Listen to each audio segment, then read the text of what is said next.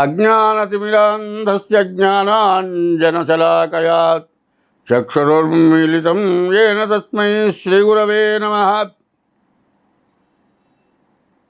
కమనీయ విద్యదా కామధేనుభంగి కామితార్థంబుల కలుగజే జేయు. మనిషికి మంచి ప్రవర్తన ఉంటే చదువు వస్తుంది, విద్య వల్ల వివేకం వస్తుంది, విద్య వల్ల కావాల్సినవన్నీ కూడా వస్తాయి. మరి చదువుకున్న వాళ్ళ మధ్యలో గొప్పవాడుగా పూజింపబడతాడు. తర్వాత తల్లిదండ్రులు కానీ తను కానీ సంపాదించిన ఆస్తులు ఎవరైనా పంచుకొని వెళ్ళగలుగుతారు. కానీ విద్యను మాత్రం ఎవరు పంచుకోలేరు. విద్య ద్వారా వచ్చే డబ్బులు నీ చేతికే వస్తాయి కానీ నీ భార్య చేతికి కానీ నీ తల్లిదండ్రుల చేతికి కానీ నీ పిల్లల చేతికి కానీ రావు. చదువు ద్వారా విద్య ద్వారా వచ్చే ఆదాయం నీకే వస్తాయి. సరే, తల్లిదండ్రులు ఇచ్చిన ఆస్తి అయితే అన్నదమ్ములు నలుగురు పంచుకుంటారు. కానీ నీకు విద్య ద్వారా వచ్చినటువంటిది ఎప్పుడూ కూడా ఎవరు పంచుకుంటానికి వీలు కాదు. పోనీ బాగా సంపాదించావు కదా అంటే తల్లిదండ్రులే కాదు రాజులు కూడా పంచుకుంటానికి వీలు కాదు. ఇది కాదయా, ఎన్ని దేశాలకు వెళ్ళినా కూడా విద్య వల్ల ఏదో రకంగా సంపాదించుకొని బతకడానికి శక్తి వస్తుంది. రాజులకు అలవి కాదు. పోనీ ఈ విద్య వల్ల నీళ్లలో నానుతుందా? నానదు. దొంగతనం చేసేవాడికి దొంగకే ఉన్న స్వాధీనం అవుతుందా? ఈ విద్య కాదు. మరి ఈ విద్య ఎటువంటిది అంటే ఎప్పుడు కూడా జన్మాంతర సంస్కారం, పూర్వజన్మలో నీవు చేసుకున్న పుణ్యం వల్ల నీకు విద్య వివేకం, విద్యరీత్యా నీవు బతికి 10 మందిని బతికించేటువంటి పరిస్థితి రాజులు, తల్లిదండ్రులు, అన్నదమ్ములు, పక్కవాళ్ళు, దొంగలు ఎవరు పంచుకుంటానికి పనికిరారు. అట్లా చేయలేరు. నీ విద్య ఎప్పుడు కూడా నీకే ఉపయోగపడుతుంది. నీ విద్య ద్వారా వచ్చింది నీవు సద్వినియోగం మంచిదానికి ఉపయోగిస్తే మళ్ళీ వచ్చే జన్మ మంచి ఉత్తమమైన జన్మ వస్తుంది. అదే కాదండి, విద్య వల్ల ఎటువంటి మూర్ఖుడికైనా సరే చెప్పి మంచిగా వాళ్ళని నీ వశం చేసుకోగలుగుతావు. నువ్వు మంచి చెబితే వాళ్ళకి మంచి మార్గం చూపించగలిగితే, అయ్యో అరే మనకు తెలియంది చెప్పాడురా, దీనివల్ల మనం బాగుపడ్డాం అని మీ మీద ఎప్పుడు కూడా మంచి విలువ ఉంటుంది.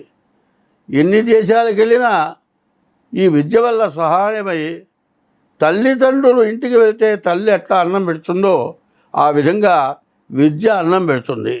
నీళ్ళల్లో నీళ్ళలో నానదు, దొంగల పాలు కాదు. నీవు చెప్పిన విద్య ద్వారా ఎంతోమంది నీకంటే ఎక్కువగా సంపాదించుకొని బతికి ఉన్నంతకాలం నీవు కనపడ్డప్పుడు నీకు ఎంతో గౌరవంగా నిన్ను పూజించి నీకు నమస్కారం చేస్తారు. అదే కాదు, నీ విద్య ద్వారా నీవు చెప్పేటువంటి మంచి శాశ్వతంగా ఉండిపోతుంది. అది ఎట్లా ఉంటుంది అంటే వాడి రామాయణం, భారతం, భాగవతం ఇట్లాంటివి ఉన్నాయి. విదుర నీతను ఉంది, మరి భర్తృహరి సుభాషితాలు ఉన్నాయి, మరి నరసింహ శతకం ఉంది. మనిషి ఎట్లా బతకాలి, ఎట్లా జీవించాలి, దీనివల్ల నీకేమిటి ప్రయోజనం అనేది తెలిసేది విద్య ద్వారానే తెలుస్తుంది. ఎంతోమంది ఎన్నో గ్రంథాలు కొన్ని వేల సంవత్సరాల క్రితం, వందల సంవత్సరాల క్రితం రాశారు. ఇవాళ తెలుగు వస్తేనే ఆ పద్యాలు చదవటానికి నీకు అవకాశం ఉంది.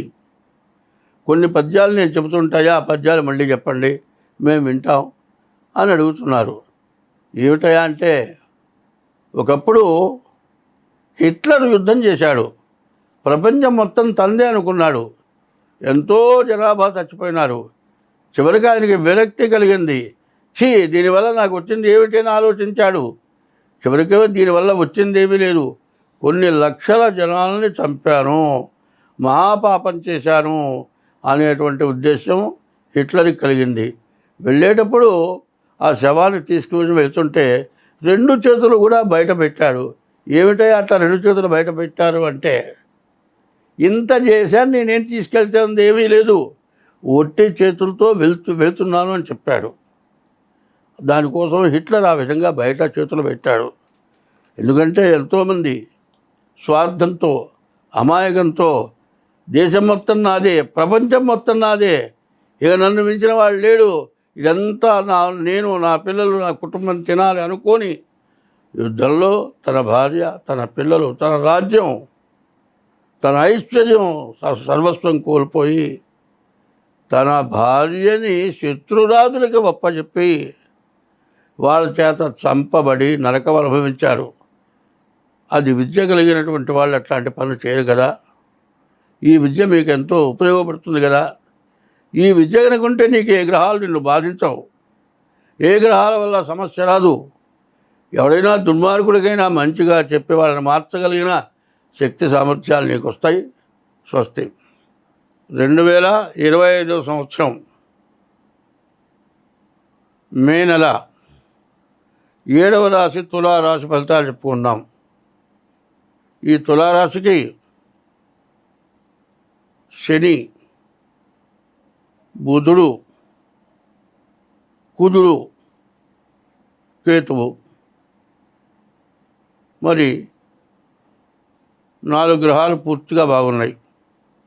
శని సగంగా ఉంది. శని వల్ల మోటార్ ఫీల్డ్, ఇనుముకి సంబంధించినటువంటి వ్యాపారాలు, మోటార్ ఫీల్డ్ వాళ్ళు, తర్వాత ఇంజన్లు రిపేర్లు చేసేవాళ్ళు, వాళ్ళకి చాలా బాగుంది. మరి బుధుడి వల్ల వ్యాపారాలు ఇంకా బాగుంటాయి. కుజుడి వల్ల మరి ఇళ్ల స్థలాలు కొనేవాళ్ళు, అమ్మేవాళ్ళు, బ్రోకరేజ్ చేసేవాళ్ళు, ఇళ్ళు కట్టేవాళ్ళు, వాళ్ళందరికీ కూడా చాలా బాగుంటుంది. వీళ్ళకి ఎటువంటి సమస్య లేకుండా ఉంటుంది. కాబట్టి ఈ రాశి వాళ్ళు 3 గ్రహాలు బాగున్నాయి, 5 గ్రహాలు బాగాలేవు. అయితే మంచిని ఉపయోగించుకోవటానికి చెడును పోగొట్టుకోవాలి. ఏమండి, శరీరం మొత్తంలో ఒక్క బొటన వేలికి దెబ్బ తగులుతుంది. ఆ బొటవేలే నాశనం చేస్తుంది మనిషిని. బొటన వేలికి సరైన వైద్యం, సరైన కట్టు లేకపోతే 24 గంటలు మంచంలోంచి దిక్కుండా కింద కూర్చోలేవు. కనీసం ఏదన్నా అంటే అంటితే కాళ్ళు కడుక్కుంటావు.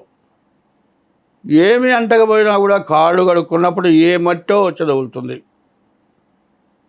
ఏ బాత్రూంలో పోయినప్పుడు మరి ఇన్ఫెక్షన్ వచ్చేవి ఏవైనా సరే కాళ్ళు తగులుతాయి.